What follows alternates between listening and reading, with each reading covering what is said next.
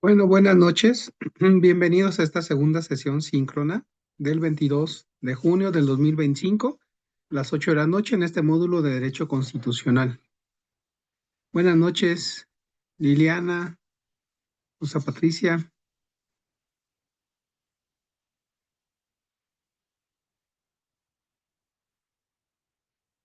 Vamos a dar unos segunditos en lo que se incorporan los demás compañeros.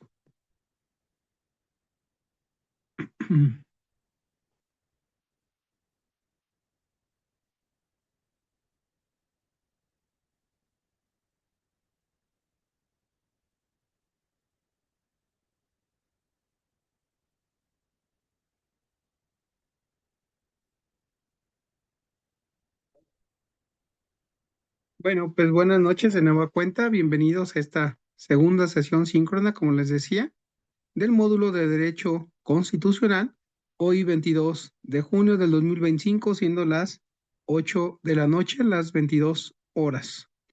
Buenas noches, Liliana, Rosa Patricia, Isabel, Sandra. Buenas noches, asesor. Muchas gracias, buenas noches. Bueno, pues vamos comenzando en esta retroalimentación. Les recuerdo, mi nombre es José Cuauhtémoc Chávez Muñoz, soy su asesor en este módulo de Derecho Constitucional, ya en esta segunda sesión síncrona. Les recuerdo, este módulo consta de 16 lecciones. Hay que ver la primera y la segunda lección para ver los temas de la Constitución mexicana, la supremacía constitucional y los tratados internacionales, para poder estar resolviendo el reto 1, cómo entendemos la Constitución y la forma como la vivimos, que es un cuestionario que muchos de ustedes ya lo estuvieron realizando. La lección 3, que es el poder. Muy bien, Rosa Patricia, muchas gracias. Buenas noches. La lección 3 es el poder constituyente, originario y permanente, los límites y decisiones políticas fundamentales para resolver el reto 2, constituyente permanente, en donde en este reto 2, constituyente permanente, muchos de ustedes ya lo realizaron y es referente al proceso de reforma constitucional, en donde se tuvo que haber estudiado el tema de el proceso de reforma o el proceso de creación de un ordenamiento normativo, de una ley, que va desde una iniciativa, una discusión, una aprobación, una sanción, una promulgación, publicación e iniciación de la vigencia, tanto en una Cámara de origen como una Cámara revisora, partiendo de que existen dos cámaras, la Cámara de Diputados y la Cámara de Senadores, y en el caso particular de las reformas a la Constitución, conforme al artículo 135 constitucional, pues está el referente al tema o a la temática de que, además de la aprobación de ambas cámaras, de la Cámara de Diputados y la Cámara de Senadores, de origen y la revisora, también que se apruebe por la mayoría de los congresos locales, la mayoría de las legislaturas estatales. Y también en ese reto se solicita pues un ejemplo de una reforma a la Constitución, en donde si entramos a la página de la Cámara de Diputados del Honorable Congreso de la Unión, cddhcu.gov.mx, Cámara de Diputados, Honorable Congreso de la Unión, podemos encontrar todos los artículos de la Constitución, los 136 artículos y las reformas que ha tenido cada uno de esos artículos, y también cronológicamente hablando cuáles han sido las reformas que se han tenido a la Constitución. Y ese es un ejemplo que se solicita que se ponga. Algunos de ustedes me pusieron pues el ejemplo de la reforma al Poder Judicial, la reforma del tema de la Guardia Nacional y bueno, otros tantos ejemplos de reforma a la Constitución, como lo pide pues este reto 2. Para resolver el reto 3, se debió de haber realizado lo que es la lección 4, que es el poder constituyente originario y permanente, el caso relacionado, con impacto en México, que es el caso Marbury contra Madison. En ese caso Marbury contra Madison, hay que estar participando en un foro. En el foro ya les puse cuáles eran las reglas de participación en el foro, donde tendrían que estarse presentando, diciendo quiénes eran ustedes, diciendo su nombre, estando haciendo mención de aquello que les motivó o aquello que les lleva a estudiar esta licenciatura, estarse presentando, mostrar un poco de lo que son ustedes a sus demás compañeros, está resolviendo algunos planteamientos respecto del caso de Marbury contra Madison, en donde precisamente se da una cuestión muy singular, porque se da un cambio de gobierno y en donde el gobierno saliente pues hace los nombramientos, hace las designaciones, pero el gobierno entrante, que era de otra corriente política, pues desconoce esos nombramientos. A final de cuentas no se llega a resolver este tema, como tal o como se pretendía, pero sí se llega a evidenciar aspectos referentes a lo que es la supremacía constitucional y a la facultad que tiene la Corte precisamente para interpretar y para determinar cuáles son los ordenamientos y cuál es la jerarquía normativa, que son aspectos muy relevantes, muy interesantes en este caso particular de Marbury contra Madison, en donde pues hay que participar en el foro, hay que responder unas preguntas que vienen ahí en el reto, hay que hacer las capturas de la presentación que tú realizas y al menos 2 retroalimentaciones que haces a 2 aportaciones que hacen tus compañeros. Y bueno, pues se invita a que hagas aportaciones, pero de contenido, de fondo. No solamente a, pues sí, estoy de acuerdo con lo que dices, o pues sí, me parece padre lo que tú estás diciendo, coincido, sino algo más de fondo en donde puedes decir, sí, no estoy de acuerdo contigo, porque al final de cuentas, la supremacía constitucional va más allá o el ordenamiento normativo, estar un poco haciendo una opinión más de fondo. En el reto 4, que también ese es un envío, es sobre los derechos humanos y la Constitución. Ahí tuvimos que haber leído la lección 5 y la lección 6. La lección 5 es sobre la Declaración de los Derechos Humanos y la justicia constitucional y la inviolabilidad de la Constitución y el derecho a la revolución, en donde tenemos que, para realizar este reto 4, realizar entre otras cosas la búsqueda de una noticia, la búsqueda de un tema, en donde vamos a ir respondiendo para resolver el reto 4, pues algunos planteamientos tales como, ¿cómo ubicas que se haya vulnerado un derecho humano? Por principio de cuentas, debes de estar familiarizado con cuáles son los derechos humanos. Entonces, para que puedas decir que se vulneró alguno de los derechos humanos y también fue necesario que estuviera interviniendo el Poder Judicial a través de esa jurisdicción, es decir, aplicar el derecho al caso concreto para poder proteger o poder aplicar ese control constitucional, lo que es la interpretación. Podemos encontrar varios ejemplos en donde la Corte emite algunos boletines y algunos resolutivos en donde se manifiesta que intervino, por ejemplo, en algunos temas. ¿Cuáles son los temas que tú puedes buscar, por ejemplo, para resolver el tema de los derechos humanos y la Constitución en el reto 4? Por ejemplo, cuando se pronuncia respecto del derecho a la vida, cuando se pronuncia respecto del derecho al aborto, cuando se pronuncia respecto eh, a lo que es ¿cómo se llama? Se me fue el término, una disculpa.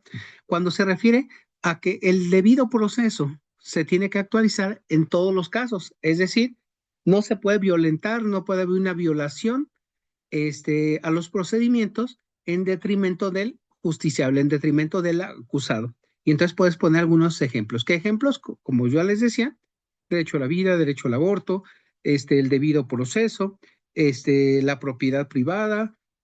Por ahí estaba leyendo hace no mucho tiempo un tema de una implicada en un caso de un secuestro fallido que resultó en un asesinato de una persona que se llamaba Hugo Enrique Wallace y una persona que estuvo ahí detenida durante bastante tiempo y que a final de cuentas sus declaraciones, sus confesiones, pues fueron obtenidas por medios ilícitos, por medios indebidos. El caso también de una ciudadana francesa que fue implicada en un proceso de secuestro, en donde puede ser, no me consta, ni a favor ni en contra, que pudo o no haber participado en secuestros, pero lo cierto es que hubo un proceso ahí maquinado para que con los medios de comunicación se fingiera que se estaba haciendo una captura de una banda de secuestradores.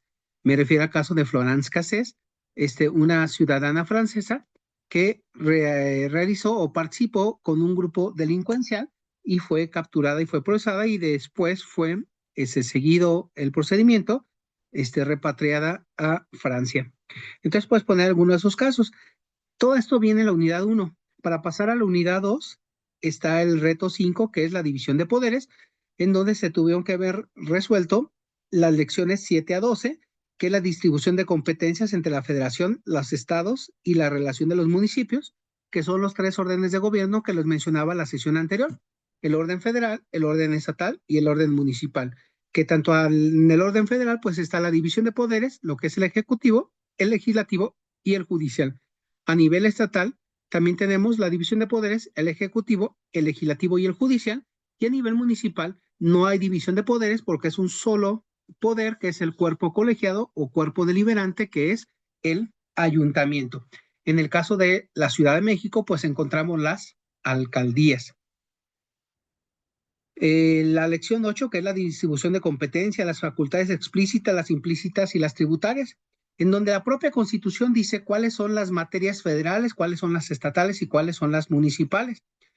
Hay un criterio residual que dice que todo lo que no se haya reservado la federación para ellos ejercerlo como temas propios de la federación, se entiende que los puede realizar las entidades federativas, los estados. En la lección 9 nos habla sobre el marco constitucional y las entidades federativas, los estados y los municipios, para pasar a la lección 10, 11 y 12, que es el poder legislativo, el poder ejecutivo y el poder judicial, que es parte de lo que estuvimos viendo la sesión anterior, donde hacíamos la acotación de que quien encabezaba el ejecutivo federal pues era la presidencia de la República, que era el poder ejecutivo, presidente de los Estados Unidos mexicanos. Para ser presidente se requiere tener 35 años cumplidos, duran en el cargo 6 años, entran en funciones el 1 de octubre cada 6 años. Si se llega a dar una falta de no más de 60 días, se nombra un presidente provisional, y el presidente provisional por la falta no mayor de 60 días sería el secretario de Gobernación. Si la falta ocurre en los 2 primeros años, se nombra un presidente interino, y ese interino convocaría elecciones dentro de los 7 a los 9 meses siguientes. Si esto es dentro de los 2 primeros años que ocurre la falta del presidente, se nombra un presidente interino. Si la falta ocurre en los últimos 4 años del mandato, se nombra un presidente sustituto, que tendrá la encomienda de concluir el sexenio. Si ahorita llegara a faltar la titular del Ejecutivo, me refiero a la presidenta Claudia Sheinbaum, que esperemos que no llegue a pasar, pues se estaría nombrando un presidente interino para que se convoque elecciones dentro de los 7 a los 9 meses. Hay otro tema también cuando se llega a dar la revocación del mandato. Ustedes recordarán que en el sexenio anterior se incluyó una reforma constitucional referente a la revocación del mandato. Si se llega a tener una mayoría calificada en la votación, pues se puede dar una revocación del mandato y se nombraría un presidente provisional para que pues esté en funciones igual como el presidente electo que fue constitucionalmente investido. Este caso, pues el presidente del Congreso estaría detentando de manera provisional el cargo de presidente durante 30 días. En caso de que el presidente no se presente a tomar posesión, que sería el 1 de octubre, en este caso se nombraría un presidente provisional, que sería el presidente de la Cámara de Senadores, y duraría 30 días.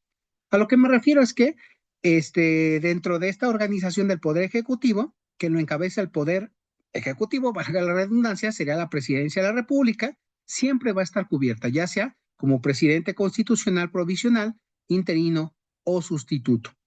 Y desde luego, pues el presidente electo.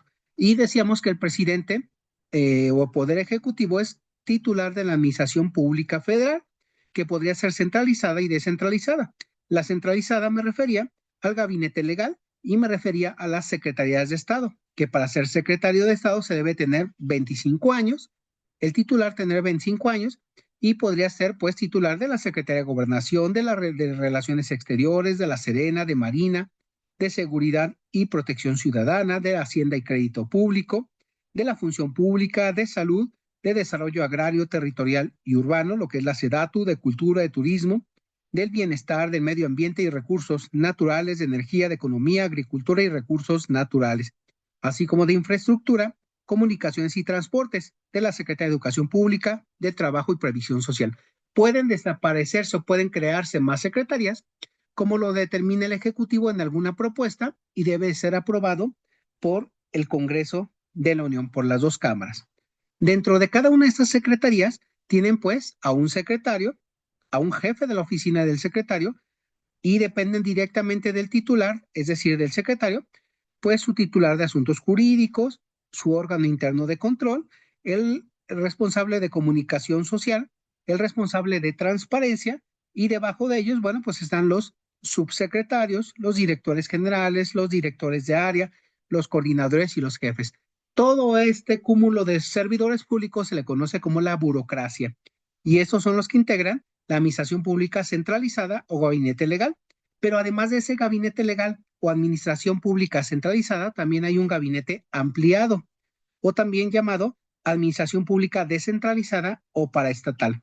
Esa administración pública descentralizada o paraestatal lo encabezan pues las empresas de participación estatal mayoritaria, tales como IMSS, ISSSTE, Comisión Federal de Electricidad, fideicomisos públicos como ProMéxico, el Instituto de Seguridad de las Fuerzas Armadas Mexicanas, el ISFAM, la Casa de Moneda, la CONDUCEF, el IPAF, la Lotería Nacional, la Comisión Nacional Forestal, el Litio para México, Fondo de Cultura Económica, CEPOMEX, CAPUFE, la Agencia Espacial Mexicana, el Instituto para Devolver al Pueblo lo Robado, el INPI, Profeco y Aeropuertos y Servicios Auxiliares, entre otras muchas entidades que son creadas para atender un tema en particular. Y esto forma el gabinete ampliado, que es la administración pública descentralizada o paraestatal.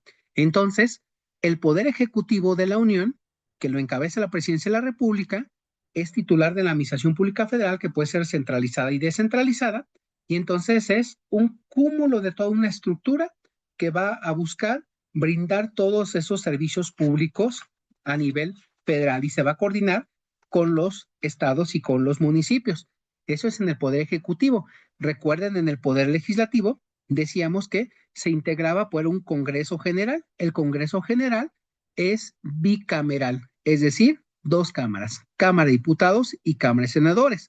La Cámara de Diputados se integra por 500 diputados, 300 de mayoría relativa, electos en 300 distritos electorales uninominales.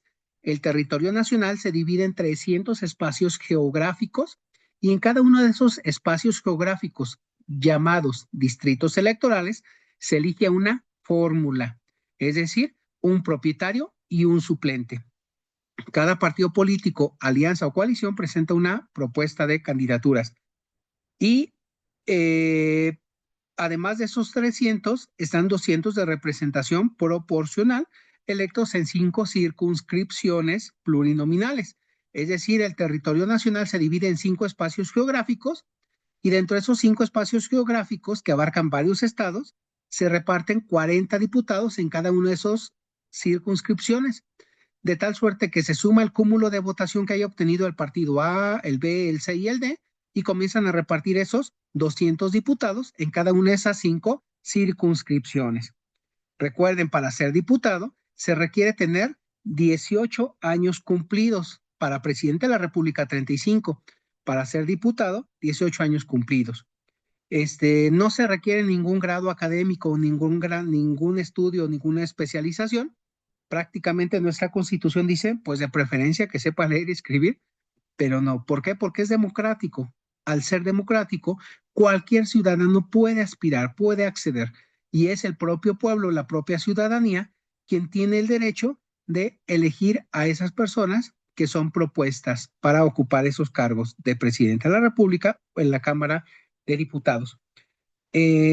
También está la Cámara de Senadores, como les decía en la sesión anterior, que son 128 senadores. Aquí no es 18 años cumplidos, sino 25 años, la misma edad que para ser secretario de Estado.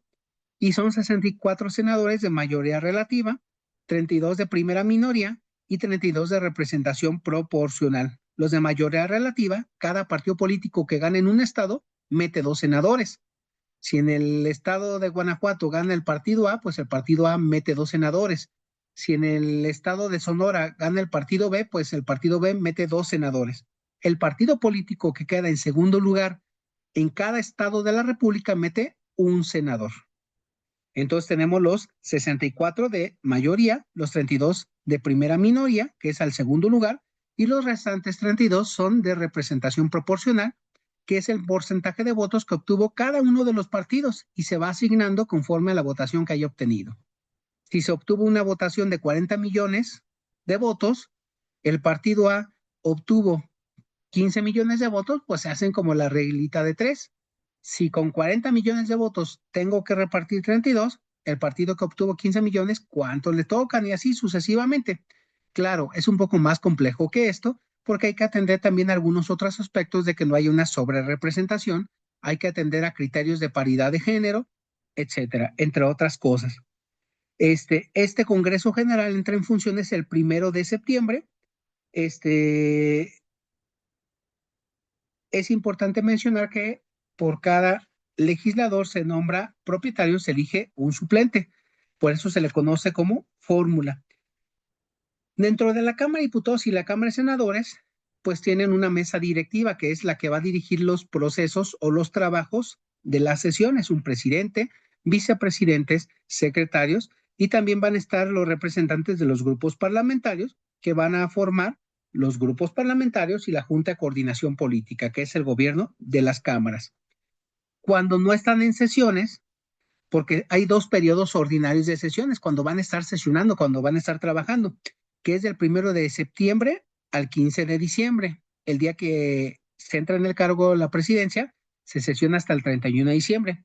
Y el otro periodo es del 1 de febrero hasta el 30 de abril. Ahorita está en receso de los periodos de sesiones.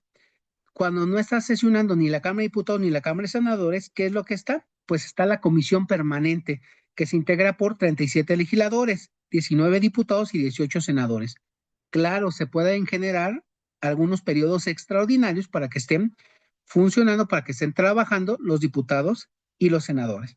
Y como decíamos también, en el caso del Poder Judicial Federal, bueno, pues el Poder Judicial Federal, entre otras cosas, pues a nivel nacional, pues tenemos la Suprema Corte de Justicia de la Nación, que actualmente se integra por 11 ministros, que funciona en pleno y en salas, y que con la reforma va a pasar de 11 ministros a 9 ministros, mismos que ya fueron votados. Va a estar solamente el pleno, desaparecen las 2 salas con las que se contaba, que la primera sala de la Corte atendía materias de asuntos civil y penal, y la segunda sala de asuntos administrativo y laboral. Ahora conocerán todos de toda la materia, ya no va a tenerse esa especialización. Algunos dicen que eso será un retroceso porque ya había algunos ministros y trabajadores ya especializados sobre algunos temas y ahora conocerán todos de todo. Eso es saludable, eso puede tener ventajas, puede tener desventajas, sin lugar a dudas, pero esperemos que se resuelva lo mejor en favor de los mexicanos. Creo que ningún mexicano en su sano juicio pues le desearía lo peor a nuestro propio país. Entonces, mucha suerte, mucho éxito. Podemos estar o no de acuerdo bajo el proceso que se dio, pero lo cierto es que hay que desearle lo mejor a nuestro país y a nuestro poder judicial en este caso. Hay 32 circuitos judiciales, hay 710 órganos jurisdiccionales entre tribunales colegiados de circuito, tribunales unitarios de circuito, plenos de circuito y jueces de distrito. Entonces, hay a nivel nacional 11 ministros ahorita, van a ser los 9 que ya se eligieron, hay 910 magistrados y hay 737 jueces de distrito. En las pasadas elecciones del 1 de julio se votaron y se eligieron nada más y nada menos que 1,686 cargos de juzgadores, de jueces. De 10,000 candidaturas, se eligieron a 1,686. De 10,000 a 1,686.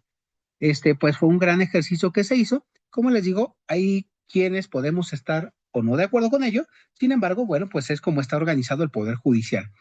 Para ser ministro de la Corte se requiere tener 35 años cumplidos. Anteriormente se manejaban pues los 10 años de experiencia profesional en el cargo y bueno, se modificó la Constitución y para ser elegible, pues se bastaba, entre otras cosas, tener la licenciatura, tener un promedio mínimo de aprobación y, entre otras cosas, pues tener un par de cartas de recomendación pues de vecinos, de gente que los conozcan, para que puedan estar participando en este. Eso es a nivel federal. A nivel estatal, pues están directamente también el Poder Ejecutivo, como ya les decía, que es en este caso las gubernaturas, que es el Ejecutivo del Estado, en las 31 entidades. Para ser gobernador se requiere tener 30 años cumplidos. Recuerden, para presidente de la República 35, para ser secretario de Estado 25, para ser diputado local, perdón, diputado federal 18 años, para ser senador 25. Y bueno, son algunas de las edades que se piden para que vayan pensando y vayan ubicando para cuando se vayan a postular ustedes. Entran en funciones el caso de la gobernatura aquí en el estado de Guanajuato el 26 de septiembre, dura en el cargo 6 años. El gobernador es el titular de la administración pública centralizada y descentralizada, lo que es el gabinete legal y ampliado. La centralizada, pues es el gabinete legal, son las secretarías, la Secretaría de Gobierno, de Finanzas, de Desarrollo Agroalimentario, de Turismo, de Educación, Desarrollo Social, de Infraestructura y Comunicaciones, de Salud, Desarrollo Económico, etcétera. Las descentralizadas, pues es el gabinete ampliado, que son algunas dependencias o algunas entidades, o también llamadas descentralizadas o paraestatales, que atienden algún tema en particular. Por ejemplo, la Procuraduría Ambiental y Ordenamiento Territorial, el DIF, el Instituto de las Mujeres, el Instituto de Cultura, la Comisión del Deporte, la Comisión de Arbitraje Médico, el Instituto de Seguridad Social, el Instituto Estatal de Capacitación, etcétera. Así también como a nivel federal hay presidente provisional, interino, sustituto también. Aquí en el estado de Guanajuato, de manera ejemplificativa, también se consta o se cuenta con la figura de gobernador interino, que es en el caso, por ejemplo, cuando hubo una nulidad de la elección, un empate en la elección, cuando no toma posesión o cuando la falta del gobernador ocurre en los 3 primeros años, se nombra un gobernador interino. Y un gobernador sustituto cuando la falta ocurre en los 3 últimos años. Si hay una falta o una ausencia hasta por 90 días, quien ocupa el cargo como encargado de despacho sería el secretario de gobierno, y si es por más de 90 días, pues se designaría un gobernador interino. El poder legislativo pues se integra por un Congreso del Estado. En el estado de Guanajuato pues son 36 diputados, 22 de mayoría y 14 de representación proporcional, siguiendo las reglas similares al del Congreso Federal. Y el Poder Judicial del Estado de Guanajuato, por poner este caso de ejemplo, pues se cuenta con un Supremo Tribunal o bien con un Tribunal Superior de Justicia, en donde existen las salas civiles, las salas penales de las magistraturas, un consejo de la judicatura o un consejo del Poder Judicial, juzgados de segunda instancia, juzgados menores mixtos, juzgados de extinción de dominio, de oralidad mercantil, juzgados de justicia para adolescentes, juzgados de oralidad familiar, juzgados laborales, juzgados de justicia alternativa, en donde no se van a juicio, sino que llegan a una conciliación o a una composición. Y también, además de esto, pues está el ámbito u orden municipal. En el ámbito u orden municipal, pues están los ayuntamientos. En el caso de los ayuntamientos, pues se integra por presidente municipal, síndicos y los regidores. Y en el caso de la Ciudad de México, pues son las alcaldías que se están migrando a lo que es la figura del municipio como tal. Esto es dentro del reto 5, que es la división de poderes y que es un cuestionario para pasar ahorita a reto 6. No sé si tengan alguna duda, alguna pregunta, cómo les ha ido, cómo se han sentido, qué se les ha complicado o como dicen coloquialmente, atorado. ¿Cómo van? O sea, Patricia, Isabel, Sandra, Evelia, Liliana, perdón. Buenas noches, asesor. Buenas noches, Isabel. A mí se me ha complicado en el reto 4 porque no he encontrado noticias Ajá. y he encontrado, pero de otros países, entonces como que sí se me ha complicado la búsqueda de las noticias. Ok, Isabel, sí, mira, te recomiendo, te sugiero que puedas entrar a la página de la Cámara, perdón, de la Cámara no, de la Suprema Corte de Justicia de la Nación, scjn.gov.mx, scjn.gov.mx, Suprema Corte de Justicia de la Nación, y hay algunos boletines o algunas noticias que comenta la Suprema Corte de Justicia de la Nación y hace algunos análisis interesantes de algunos temas vinculados con los derechos humanos. Échale un vistazo y con gusto te estaría comentando. Igual mándame algún mensaje y hacemos una retroalimentación. Por ahí teníamos otra mano levantada, o creo que ya la bajaron. Muchas gracias. Al contrario, Isabel, quedo a la orden. Rosa, Sandra, Bueno, Sandra, sí, buenas noches, asesor. Compañeros, buenas noches igual. Yo tengo un poco más como que me atoro mucho con los cuestionarios. En los retos sí siento que, bueno, sí, como que lo entiendo, lo comprendo un poco más, pero en la cuestión de los cuestionarios, ahí es donde me atoro porque yo tengo la costumbre de apuntar todo lo que viene en los temas, pero al sí. momento del cuestionario ya me aparecen algo que ni no entiendo y hago los dos intentos y salgo, bueno, no con calificación baja, ¿no? Pero sí siento como que es lo que me atora más. Ok. Sí, entiendo, Sandra. Sí, efectivamente, mira, aquí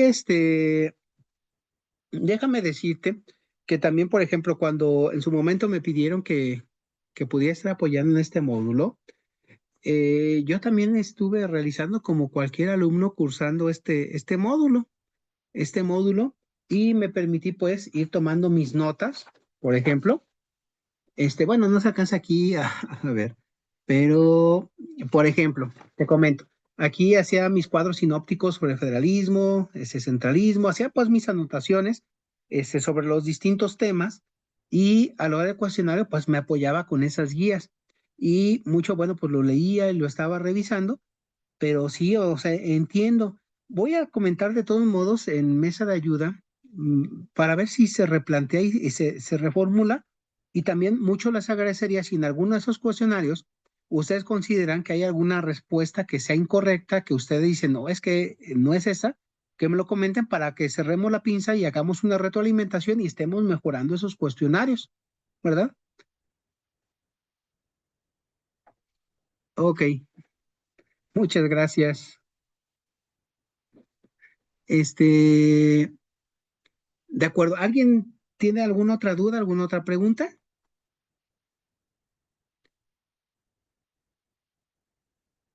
Bueno, en el reto, Profesor, buenas noches. sí, Evelia, adelante, te escucho. Tengo una pregunta, una duda de la actividad. Permítame tantito. Claro, Déjeme la busco porque tengo muchas ventanas abiertas de mi tarea. sí, no te preocupes. Tengo una duda. Es que del reto 2 que ya fue calificado, Sí, tengo una duda de que dice, cita un ejemplo actual de alguna reforma realizada a la Constitución Política de los Estados Unidos Mexicanos. ok, Entonces ahí lo entendí y según yo subí como una noticia y usted me puso que no era lo que tenía que poner. Entonces me gustaría si usted me podría ayudar a explicar cómo es lo que tengo que hacer para volver a entregar mi tarea. ok, sí. Ese es en el reto 4, que es el de la noticia. Y el reto 2 es No, el referente a lo que es el constituyente permanente. ¿Sí estamos? exacto, sí. Sí, sí, sí. Sí, ¿verdad? Entonces, ¿en Sí, dónde sí, fue? sí. ¿En el de constituyente permanente o en el reto 4, que es el de los derechos humanos? Constituyente permanente, que Ok, ya le entregué desde hace una semana, pero me quedé con la idea de que, híjole, algo estuvo mal porque dije, no, no, no me gustó la calificación, la voy a volver a entregar. correcto. Ok, el de constituyente permanente es el del proceso de reforma a la Constitución, en donde, entre otras cosas, pues tienes que hacer un cuadro, en donde puedes hacer, por ejemplo, la referencia al proceso legislativo: iniciativa, discusión, aprobación, sanción, promulgación, publicación, iniciación de la vigencia. Ese es el proceso legislativo. Puede ser que dentro de ese cuadro o abajito me pongas, bueno, dentro de la iniciativa, esos son los que tienen derecho a presentar iniciativas de leyes. La discusión se puede hacer en una cámara de origen y una cámara revisora. La aprobación debe ser aprobado por una mayoría calificada, tanto en la Cámara de Diputados como en la Cámara de Senadores. Y una vez que es aprobada, quizá lo que te faltó es que, como es reforma a la Constitución, ese es el constituyente permanente, no es no es el Congreso ordinario. El constituyente permanente, ¿qué es? Es aquel ente o aquel cuerpo colegiado que invita, además de la Cámara de Diputados y la Cámara de Senadores, a los congresos de los estados, es decir, a las legislaturas de los estados, para que sea aprobado por la mayoría de cada uno de los congresos de todos los estados. La mayoría, pues, sería 17 congresos. Entonces, para que sea una reforma a la Constitución, debe ser la aprobación calificada, una votación mayoritaria en la Cámara de Diputados y en la Cámara de Senadores, y además la aprobación del Congreso de los congresos de los estados. Y un ejemplo de reforma a la Constitución, no recuerdo si en tu caso me pusiste un ejemplo de una reforma a una ley, pero puede ser un ejemplo de reforma a la Constitución, como puede ser la reforma al Poder Judicial, la reforma de la Guardia Nacional. Si entras a la Cámara de Diputados del Honorable Congreso de la Unión, o incluso te puedo comentar, googleando, poner reformas a la Constitución recientes y te va a estar vinculando a todas las reformas que ha tenido nuestra Constitución Federal. Puedes entrar al sitio web cddch.cu.gov.mx, que es Cámara de Diputados Honorable Congreso de la Unión, cddhcu.gov.mx, y entonces ahí ubicas lo que son los artículos de la Constitución, y ahí ubicar los artículos de la Constitución vienen todas las reformas que ha tenido cada uno de los artículos de la Constitución y también las reformas por orden cronológico. ¿Qué te estoy pidiendo en este reto? Que me pongas un ejemplo de una reforma actual. Me pudiste haber puesto así de simple. Y como un ejemplo de reforma a la Constitución, le cito la reciente reforma al Poder Judicial, donde los cargos de los jueces y magistrados y ministros van a ser electos por votación democrática. Y con eso estaría bien, estaría perfecto y te pondría tu 10. Ok, eso creo que me faltaba y esa era mi duda realmente, Sí. porque dije, según yo lo hice muy bien y creo que no. No, y lo hiciste muy bien, nada más te faltó ahí el temita ahí para terminar de cerrarlo, Belia. ¿De Y acuerdo? también me está pasando, y también la otra era que me está pasando lo mismo que a mi compañera, que no estoy encontrando noticias, entonces sí me está costando como trabajito buscarla, pero ya ya nos dijo cómo. Sí, entren al portal, a la página de la Suprema Corte de Justicia de la Nación, scjn.gov.mx, y hay algunos Ok, boletines y noticias, y ahí hablan de algunos temas que pueden estarlo revisando y de ahí los toman, ¿verdad? bueno, muchas gracias. Con gusto, a la orden. Sandra, ¿tienes una duda? Bueno, no es una duda, asesor. Sería, bueno, no sé, comentarlo con mis compañeras igual, que Sí. deberíamos de hacer un grupo de WhatsApp, así, por ejemplo, ahorita que estamos con usted, con otro asesor, porque en Sí. la tutoría, pues, no tenemos acceso a como que escribir con compañeros, ¿no? A mí Ajá. me gustaría que a lo mejor pudiéramos tener un grupo de WhatsApp en cada módulo que estemos, para que podamos compartir a lo Excelente. mejor entre nosotras, apoyarnos en cuestión, por ejemplo, de las compañeras que tienen la situación de las noticias, o otra compañera que comentó, o a lo mejor como que pasarnos información o ideas y aportarnos igual, y de ahí podemos ya trabajar con esos temas. Bueno, sería así como una sugerencia, ¿no? Que se pudiera hacer, pues estaría genial. Claro que sí, si me lo permites, tomo esta propuesta que realizas y yo la llevo y yo lo comento con mi coordinador para ver si en la programación al momento de estar generándolos, que les permitan tener esa posibilidad. Quien quiera entrar y participar, adelante. Quien no, pues adelante también. De acuerdo, tomo esa propuesta. Muchas gracias. Isabel, adelante. Hola, maestro, disculpe, otra duda, es que lo que pasa que la noticia no entendí muy bien si tenía que ser de un mes máximo de vigencia, o sea que si estamos a 22 de junio tiene que ser máximo del 22 de mayo del año Lo más presente o reciente puede que ser de se más pueda. tiempo. No te preocupes, puede ser a lo mejor de 2 meses, 3 meses, pero me interesa que entiendas el tema. De preferencia reciente, pero puede ser un poquito más antigua. Muchas gracias. ¿Sí? Bueno, pues yo quedo a sus órdenes, quedo pendiente de la orden. Cualquier cosa que se les ofrezca, con mucho gusto. Estoy ahí en el